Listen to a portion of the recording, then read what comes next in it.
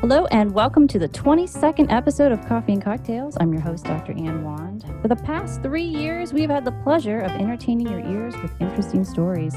But now we are expanding our social media audience by making our podcast also available on YouTube. So if you would like to watch our future podcasts as well as see our monthly guest lectures, feel free to check out our YouTube channel. And with that, I'd like to remind our listeners and viewers that for the month of November and on into April for that matter, we are focusing on inspiring women. And this month we have the pleasure of showcasing Dr. Claudia Consolati, Assistant Professor of Film, Gender, and Sexuality at the University of the Arts in Philadelphia and business coach and founder at the Women Speak Up Project. Thank you for joining us. Hi, Anne. It's a pleasure to be here. As per usual, we'll start off by having you tell us what drink you were having for the show, followed by a little bit about yourself. Claudia, would you like to start? Yeah, the drink I'm having for the show is ginger tea. I'm Italian, but I don't drink coffee, so I'm a tea drinker. And what inspired me to start the Women Speak Up Project is that I was an academic. I had just gotten my PhD, and something wasn't quite working in some ways. The years after you finish your PhD are very difficult to be on the job market, and there's a lot of uncertainty. But apart from that, there was this nagging feeling that I was meant for more, that I had more things to say apart from just the academic things that I was sharing in my research and in my classroom. And so it was okay, I have leadership skills and I've studied women's studies and feminist theory. And so I can apply them to other things. And so what happened is that at the beginning, I started teaching public speaking to women. So I took the idea of women speaking up literally. And then that also evolved. And now I'm a business coach. And so I help women, especially women, not just women, but it's targeted to women entrepreneurs, or women who want to start businesses to grow, scale, and build businesses based on their authentic voice and their authentic message, so that they can fulfill what they were meant to do in the world. Yeah, because interestingly, you had reached out to me some time back about something slightly different. And you had sent me a link to the work that you are doing outside of academia. And what really struck me is this idea of entrepreneurship, which I thought was really interesting. Because I know within my own line of work, anthropology is one of those things that people don't really understand. And I've told people I've been accused of studying cave art, of being a paleontologist, of being a pediatrician. And those are great things, but that's not what I do.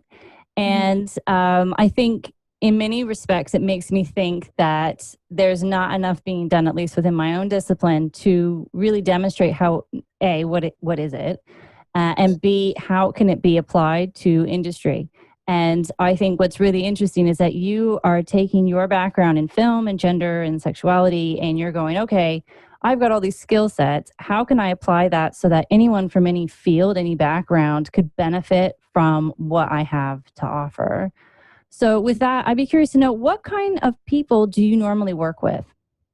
So right now I work for the most part with women entrepreneurs who might have a background in other fields, so sometimes academia, sometimes corporate, and they want to either start a business or grow and scale their business, and they're feeling that something is not aligning because they're following all these kind of patriarchal rules of how to run a business or how to work more in general. And something is just not working. There's no flow, there's no creativity, there's no juice. And so my interpretation of that is that what they're doing is not grounded in their authentic voice. So we do all the work to uncover what the authentic voice is. And then we infuse their business, whether they're just starting out or they're scaling to 6 figures or multiple 6 figures.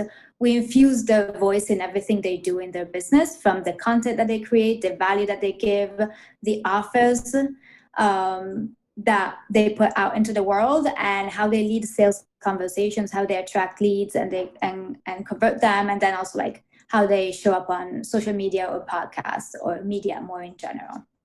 Part of your work deals with understanding the traumas that have kept women silent for centuries. Can you explain to us what you mean by that?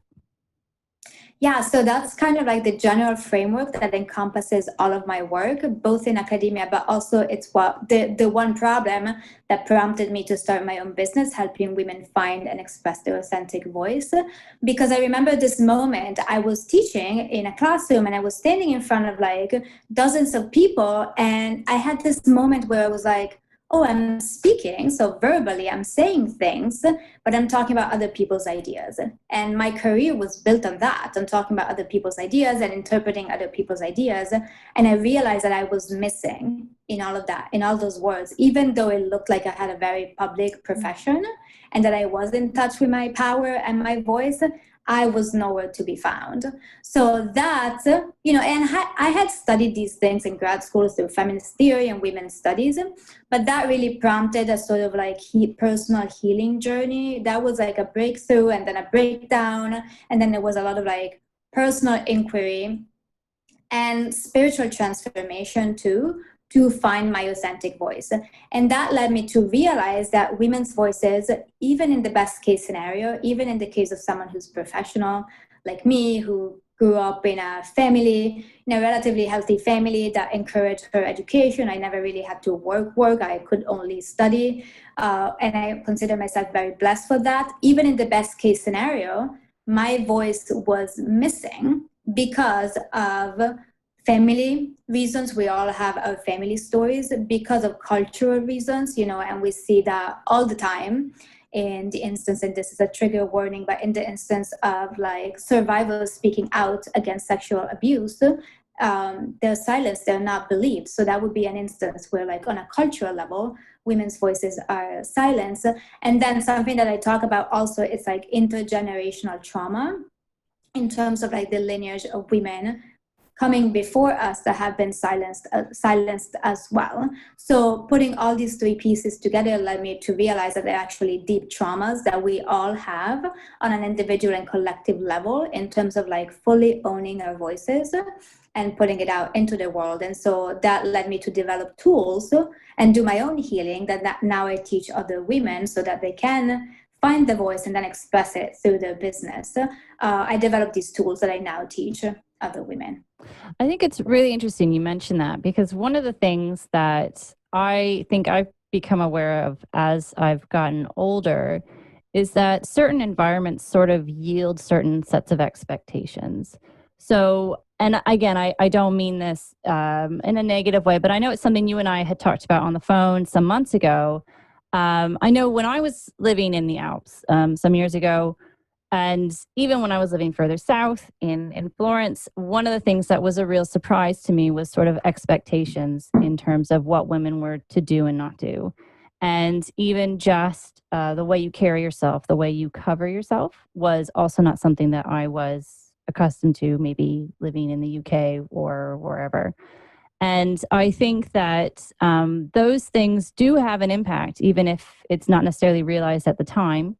Or and even just thinking about growing up, my dad used to sort of drill in these terrible, not, he was trying to keep me safe, but one of the things I've noticed is that women are sort of fed these scary stories, right? And some people have talked about how women make really good horror writers or ghost story writers, because they are taught these scary stories in order to keep them from getting hurt or getting in trouble. Oh, did you hear about this woman? She didn't lock her door when she got into her car and her stuff got stolen.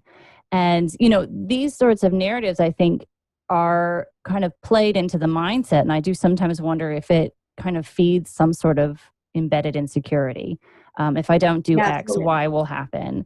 I know I'm still afraid of the dark. Thanks, Dad. Yeah, but, and I have a giant dog, which makes me seem like I have a complex. But, these are the things that help me to sleep well at night. I mean, anyone who's met my dog would know that he's all talk. He's pathetic, but it's this idea that we're trying to protect the next generation, but at the same time there might be additional side effects to that maybe no good deed shall ever go unpunished, right? And with that comes this idea of, am I dressing right? Am I putting on the right amount of makeup? Should I not wear makeup? Am I talking too loudly? Am I not talking too loudly? And I find even just putting this on YouTube for the first time, I consider myself a relatively confident person, but I think, do I want to have the comment section up? What if we get trolls on there? Do I really care? Do I not care? You know, and that's an exhausting way to think all the time. Yeah, totally. And that's why, like women have to focus on protecting themselves versus like becoming president or like really like accomplishing goals. And also the fundamental flaw there is that, yes, of course, we should be educated to be careful, but like the real education is about like the other side, right? The people who assault women. And like, and that's not what's being done. We should be dressing differently instead of like having training and educating the boys not to rape women, right? Mm. And I see that. I've seen it in Italy. I haven't lived in Italy for a long time now, but I see it in the US. I live in Philadelphia, which is liberal, so it's relative here, at least in my circles, but like it's definitely present here. Misogyny, sexism, it's so embedded in the culture that like we have to reclaim our voice. That's my paradigm for thinking about it, outside of the cultural paradigms and frameworks that get imposed onto us, and peeling kind of like back the layers of all the cultural and familial messages that we've received, acknowledging that the intention might have been good, so it's not to point the finger at anyone, but we have to reclaim ourselves in that process. Yeah, and also what you're saying about insecurity, and I think about imposter syndrome a lot. Of course, we live in a society that undervalues women, and not just women, like all sorts of minorities. And of course, we have imposter syndrome, also because we're trying to fit into systems that are not devised for us. I can talk about like, the lack of maternity leave, for instance, in the US. They're created for us to fail. And we beat ourselves up and we develop imposter syndrome because we're trying to fit into systems that are devised for us to fail. And I think it's interesting you mentioned that, because when I had my daughter a couple of years ago, I grew up in the U.S. and I moved to UK/EU when I was 24. And so that was a while ago. Do the math. Anyway, when I had my daughter, I remember I'd gotten a book contract about 3 months after she was born, and I was exhausted. I mean, and it's not like I was writing some easy peasy fairy tale. It was like a super complex theory book on nationalism, and just on a good day makes me want to bash my head against the wall, but I appreciate it. But I was tired. And it was almost sort of expected from like American colleagues that of course you would just start doing it right now. You should be so appreciative that you have this contract. I thought, I am appreciative, but I'm not sleeping. I'm epileptic. And even if I wasn't epileptic, I still need sleep. And in the end, I waited a month and a half. And I can tell you with hindsight, that was way too early. And interestingly, the medical professionals that came to our house to check to see how I was doing, check to see how my daughter was doing, were surprised that I went back to work so early, because from their perspective, they thought I was going to take at minimum 8 months off, because that's kind of standard here. And because I'd grown up in the US, I kind of in my mind created a sort of compromise. And also I didn't want to disappoint the publishing house. It's like I knew I had a kid. I knew that I deserved to get rest, but it's this need to please, even though I was exhausted. So I started working on this book, and I was tired all the time. And it took me ages, like months, for me to finally get into the right headspace. And I thought if I had been in the US by 3 months, I would be expected to go back to work full time and have the mental capacity to think and function like somebody who doesn't have a kid. And I find that I try to explain it to people here and they're shocked. And yet, like you said, the system's designed to keep you from progressing. And I don't really know how you fix that. If you're not a white guy. If you're not a white male, right? Or sometimes I wonder if you're any male, for that matter. I mean, I don't want to, I mean, guys feel bad by any means, but it is interesting how different countries kind of respond to certain situations in different ways, and then it propels different responses. And I guess one of the things I'd be curious to know is, what is the biggest challenge you found that women and some of the men that you work with face when it comes to starting their business, whether that be family issues like having children or maybe a variety of other circumstances they're dealing with? So they might come to me thinking that it's something about strategy. They don't know the right tools. They don't really know what to do, but that's not the real problem because the strategy is easy. You figure out what you want to say. You say it over and over again. You figure out what you offer. You attract clients and you convert them. So like, it's super easy. It's like almost too easy and you just have to do it over and over again. The challenge is to put yourself out there. The women I work with and some of the men too, they really want to create a business that it's not just a business, selling. Like my favorite example of a business, not like the one I run, is like if you're selling like leopard print scrunchies, right? It's like you're selling a product and that's one thing. But like the business that I run and that the women I work with run is very connected to their heart. It's very connected to their purpose. So like it's kind of like their mission in the world, and making the switch from a way of living that's maybe like fully in academia to like embodying your mission, fully standing in your power and sharing it with the world. That transition is incredibly challenging. It's possible, like totally possible. I'm a living proof that that's possible. My clients are proof that's possible. But like there are visibility wounds that are connected to the voice traumas that come up and that need to be worked through. And that's why I do a lot of like mindset and confidence work as well, to make sure that like my clients are supported based on my own experience and all the work that I had to do to heal from the traumas of living in a society that doesn't foster women's voices and doesn't promote women's voices. It strikes me that you have to wear a lot of hats, that you're not just somebody with an academic background or somebody with a background and launching businesses, but you also have to be a psychologist as well. You have to be a mentor. You have to be a coach. Could you unpack that a bit? Yeah, so some of it is, so I love all of that. I love that I get to do different things and they're all part of my vision. So it's like, I have a vision, it's my voice, it's my brand, if you want to use more business terms. And then all these things fall under that.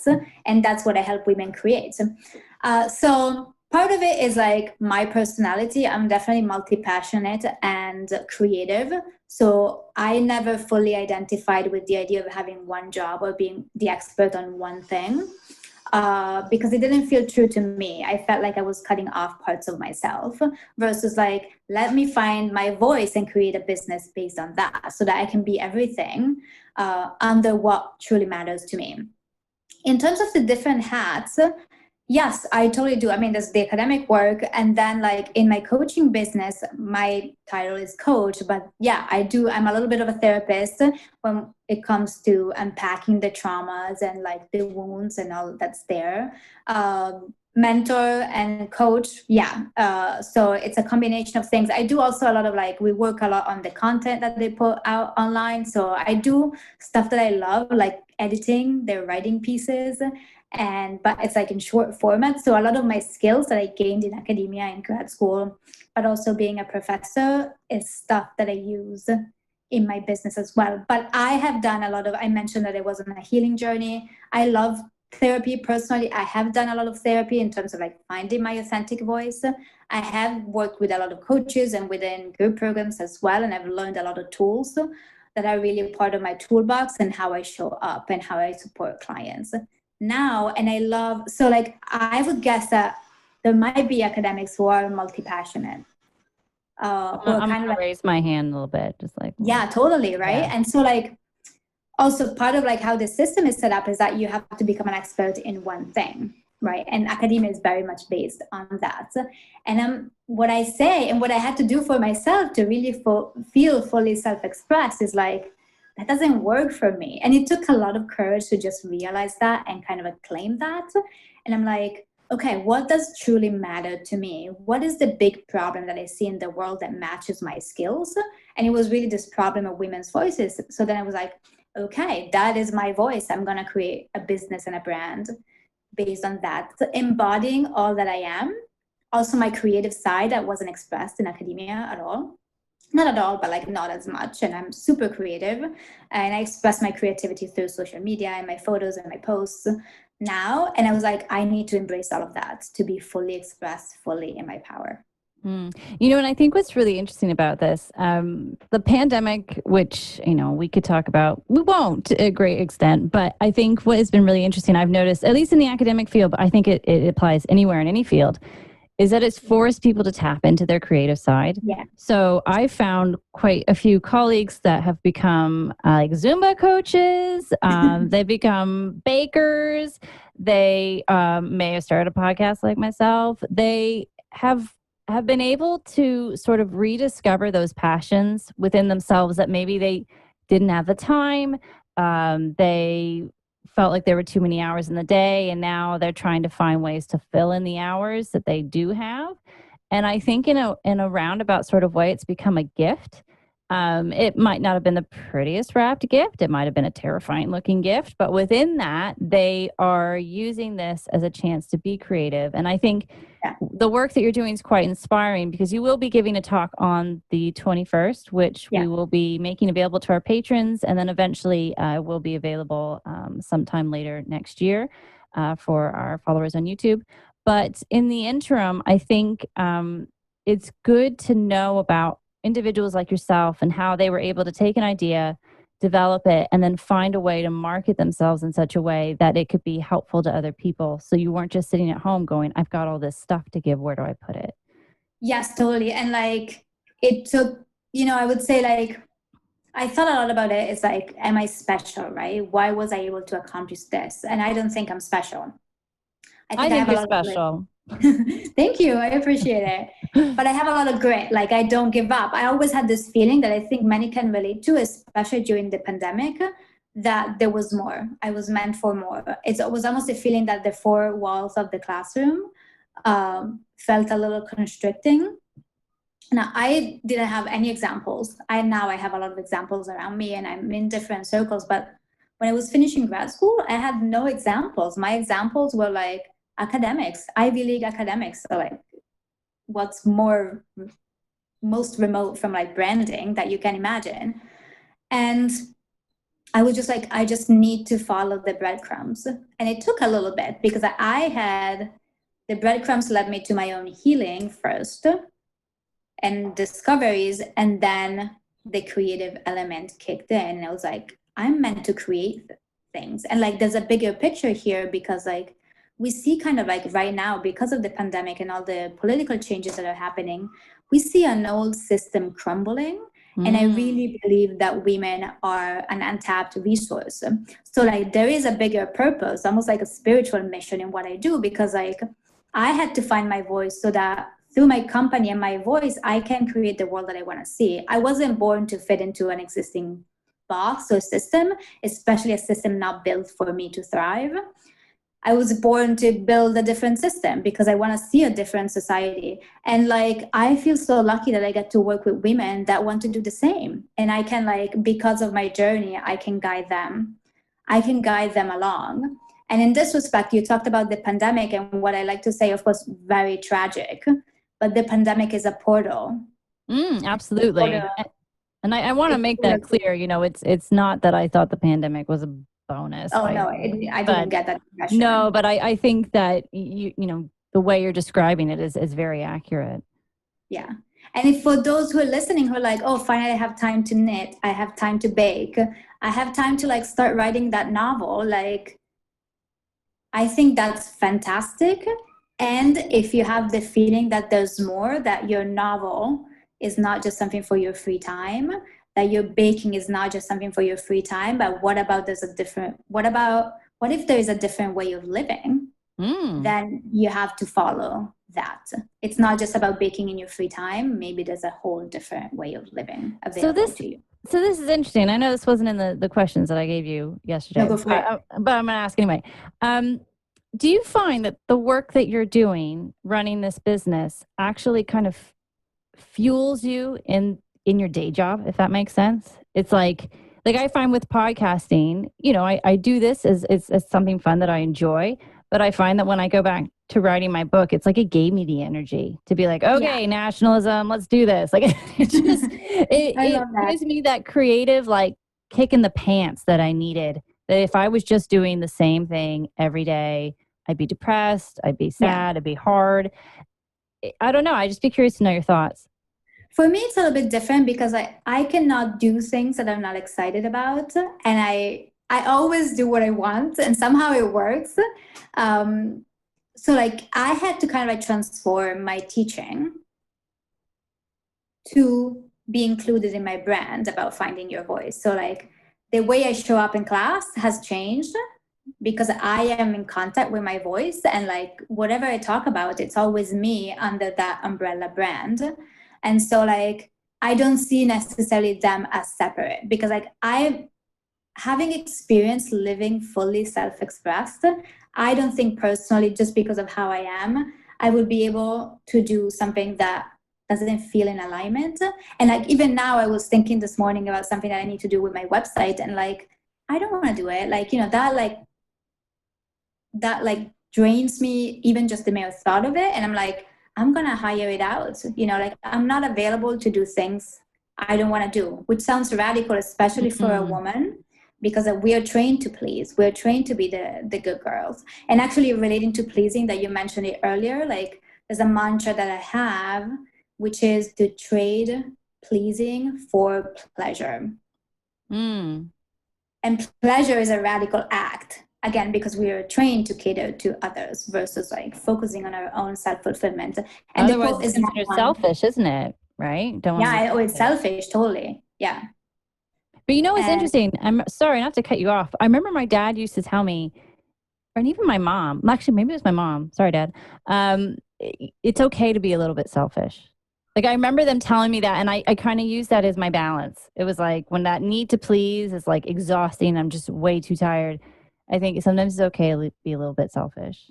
Don't want to be too yeah, selfish, it's though, like kind right? of sad that it's even framed as selfish Yeah, for women. yeah, Like, yeah.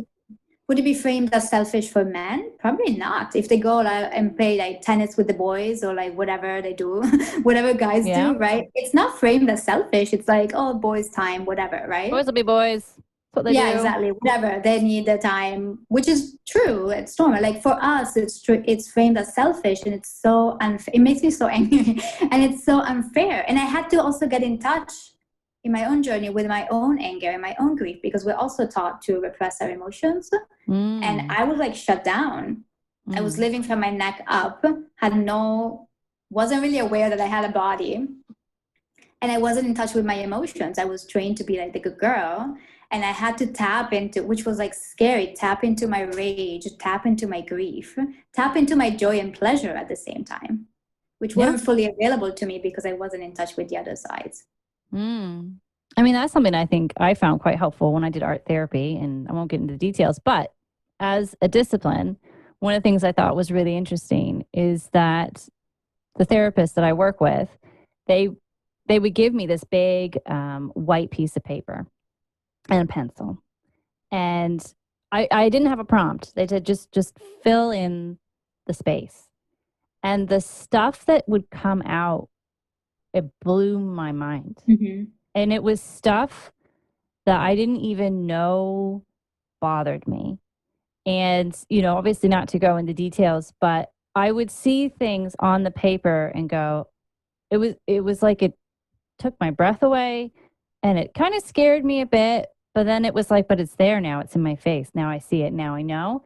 And then once I drew that, it was like, okay, now we can work on how to work our way through whatever that particular incident is or series of incidences. And I think it really speaks to the power of having a good therapist, of having a person that you feel comfortable talking to. And I think your job as an educator, I think one of the plus sides that comes with being in that position is that you learn how to develop trust. And I think trust is such an important aspect to having a client relationship in business. If somebody doesn't feel comfortable talking to you about whatever their concerns are, then you've lost that client. So I guess if we could segue a bit, because I know we've got quite a diverse audience, what are some of the tips that you give to both men and women to help them to become more confident when trying to promote their business? Yes. So confidence, I like how you phrased it in terms of like, is it genetic or not, right? I think it's an acquired skill. And confidence is really like self-acceptance and self-compassion of you being human, right? We might have this image of like, the confident person on stage, right? You know, like, Wasn't they say if you put your hands on your hips? yeah, the power pose, right? But if Like, you're a woman, you put your hands on your hips and you're like, you know, your you're not Wonder that Woman nice, you're pose. bossy or whatever. And it's like, well, I don't know. I just didn't know where to, I didn't have pockets. I just put them like here. Yeah, the question, you like, what know? do you do with your hands? So like I have a slightly different take because I'm all about like authentic self-expression. And for some people, you know, that stance, that kind of like more extroverted forward stance is good. But for others, like they just need to be themselves and they're like naturally magnetic by being themselves. So the work that I do is kind of deep. I am a deep person. So like I tried at the very beginning of my business to teach the tips to confidence, and it doesn't work that way. For me at least and my clients. So we do the work together to unpack the layers of messaging and conditioning that they've received, maybe the traumas also that they've had and that they've shut down and tried to cope with. And then we find self-love and self-compassion and the ability to accept yourself, whether you do an amazing job promoting yourself, whether you bomb that video on Facebook or Instagram, whatever happens, whether you get trolls in the comments, whatever happens, it doesn't matter. You just need to be able to be by your side. So how can you become your friend? That's what confidence is for me. So basically more like a self-love sort of thing. Yeah, I would say self-love, even like also self-love feels like daunting sometimes because like, you know, in an ideal case, we're loving ourselves all the time, but that's like not realistic in some ways. It's more like self-acceptance of whatever goes on and understanding that you have this voice that needs to be heard and you need to believe that because it can help people, and understanding that you have this bigger mission that needs to be heard as well. And so despite the fear, you're going to promote yourself anyway. And then at some point working together, there's a switch that goes on where it's like, oh, I'm afraid and I'm doing it anyway, to like, oh, me promoting myself online is a celebration. I am an embodiment of life force. And actually, I'm inspired by feminist theory in this case. I use Audre Lorde's essay, The Power of the Erotic. They use the erotic as power because like she talks about the erotic energy in the body, right? And it's not just sexual energy. It's about like it's creative energy. So it's about being the embodiment of life force. And so there's a switch that goes on where like self-promotion becomes just like the expression of life itself. And that's it. That's the moment. Gosh, that's really interesting. So I guess, and I know you already tapped into this, would you say that self-confidence then is basically something that can be taught as opposed to something that's already ingrained within ourselves? Yeah, totally. It can be taught. You have to be willing to go through the journey.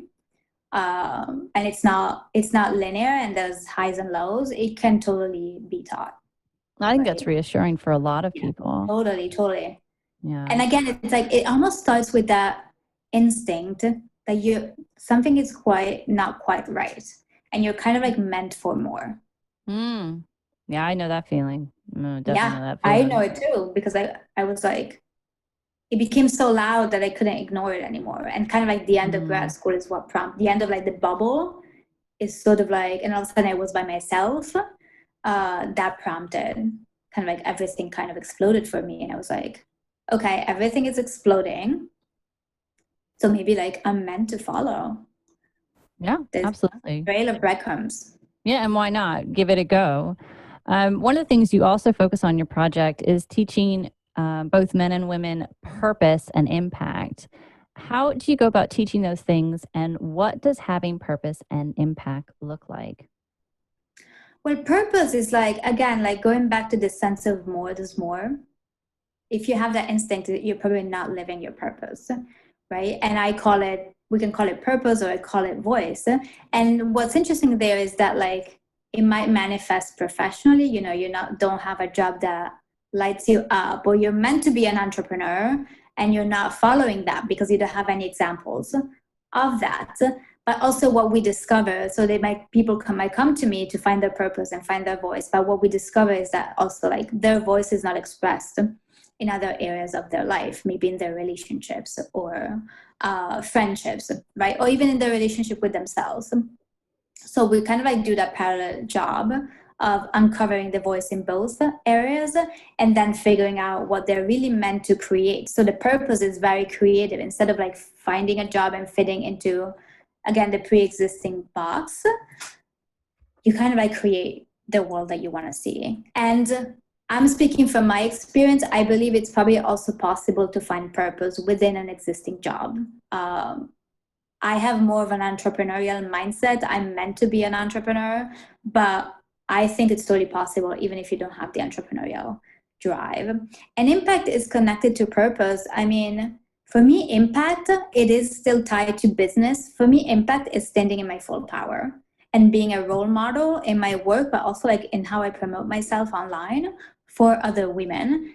And so that we can move society forward and start to create different systems. So like, I can't wait to have a team. I can't wait to be the leader of I'm already kind of like the CEO of my company, but like to manage people and set an example of the leadership that I so wanted to see and I haven't seen yet, right? And I'm not going to be perfect, and it's always like a huge learning curve, everything I do, but like I can't wait to see that. And that is impact, setting the example for the world that you want to see. And I think another whole other topic, but for women especially, being empowered around money. I also realized that I wanted to make a lot more money than what was available to me through academia. And I had to like do a lot of work, a lot of money mindset work to really feel empowered around money, around spending money, investing money, using money and making money and receiving money, like a lot of money. And, you know, it's almost like in academia, it's almost like not acceptable to talk about money. No, yeah. I mean, I'd be careful on the job hunt, but you know, I think that there's sort of, I think I have to be very careful about this, but I think in academia, it's times are tough right now anyway, and funding's really hard to come by. So it's almost, in some respects, it's like you need to be happy with what you have. I think that's kind of the generic sort of message that's being sent. And it puts us in a difficult position because at the same time we need to make sure we have a roof over our heads, and we need to make sure that there's consistency in that, and that we're not getting underpaid as opposed to where we could possibly get paid. You know, we do have a lot of these jobs that have ranges, and sometimes you're going to be at the bottom. So, you know, there's no real room for negotiation, I think is what I'm trying to get at. And I've noticed that in industry sectors, obviously outside of COVID situations, this is very different, but genuinely speaking, you can be flexible. And that was something that I found was really interesting within my own job search, is applying for industry jobs and then realizing that I could negotiate.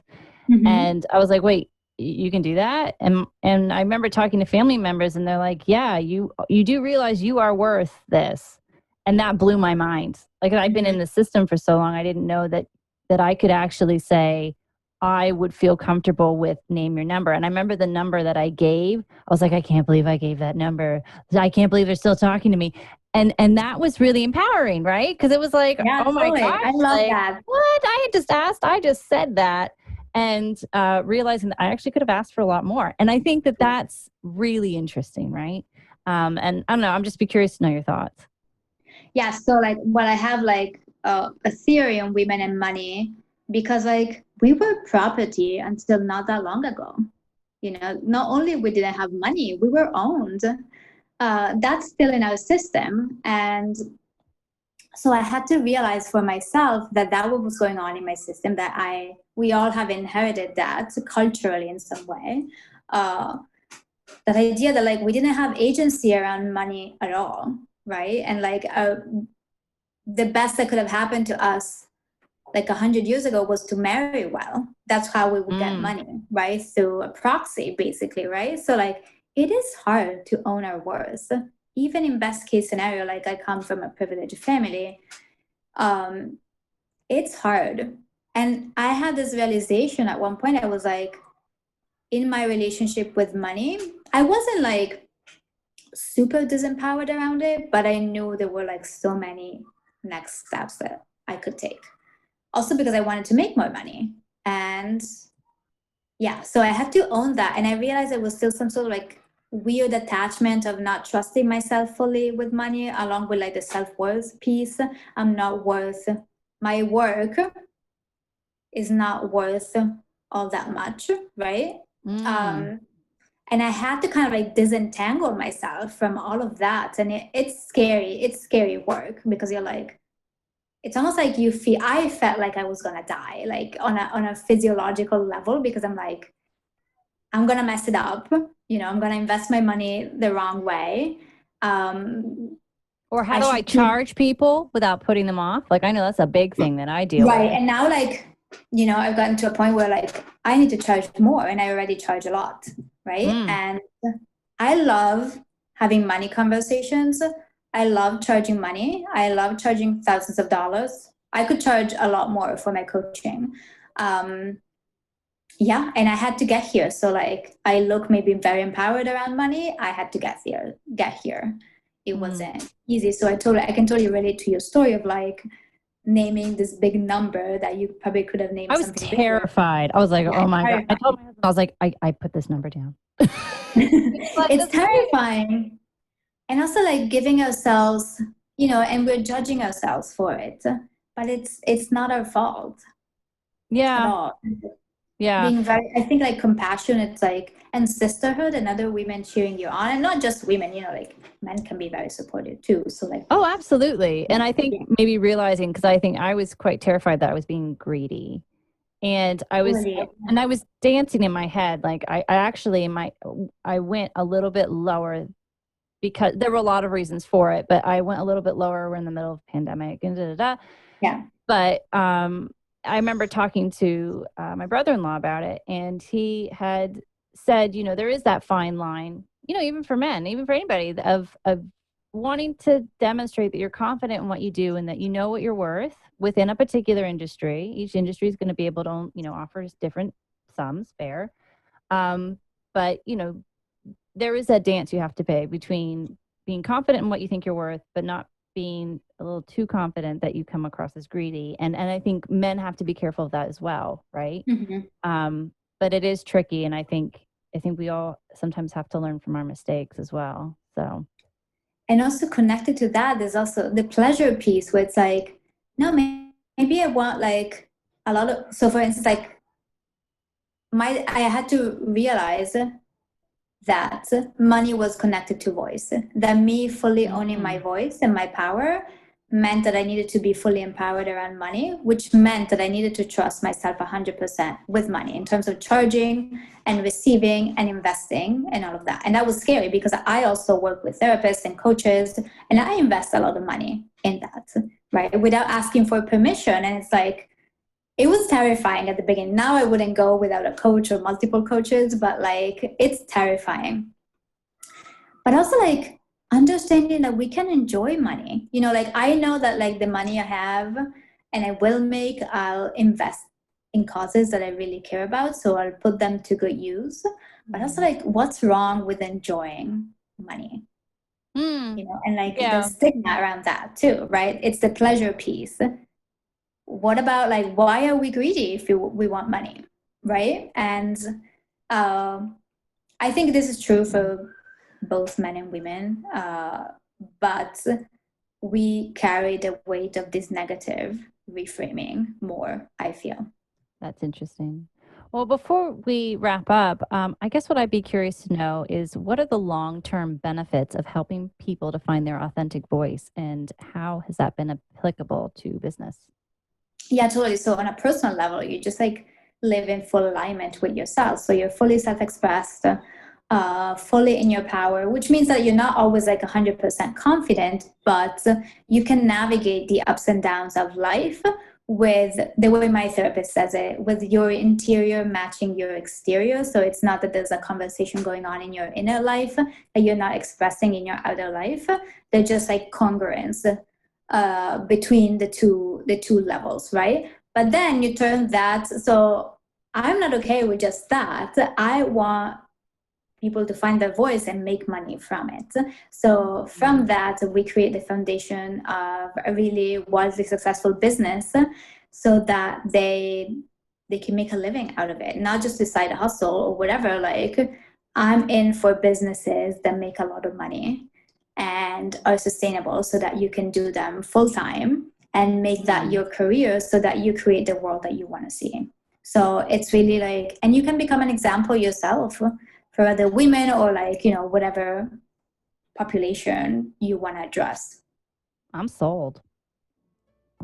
That's it from us at Coffee and Cocktails with your host, Dr. Ann Wand. I'd like to thank Dr. Claudia Consolati for joining us at the studio this afternoon. Additional information on today's topic will be available in the show notes. In the meantime, stay tuned for more information on Dr. Consolati's guest lecture coming up on Saturday, November 21st. Information will be available on LinkedIn, Facebook, Twitter, and Instagram. And for those of you who are a little bit bummed that Halloween is over, consider contributing an article to our blog, where from now until February, we will be publishing articles on winter festivals, traditions, and magic. We've also decided to send our listeners and viewers some holiday cheer. So if you'd like us to send you a Krampus Christmas card, check him out if you don't know who he is. In honor of Saint Nick, send us your address and we'll happily mail you one over. Otherwise, many thanks to our new patron supporters, Nike, Tabia, and Bindu for joining the Coffee and Cocktails family. If you enjoy the show, please feel free to support our podcast by becoming a patron, where for as little as £1 per month, you can get early access to episodes, as well as live guest lectures and much, much more. It's contributions like yours that help our team to keep the show going. Otherwise, that's it for now. Thanks for listening and have a great week.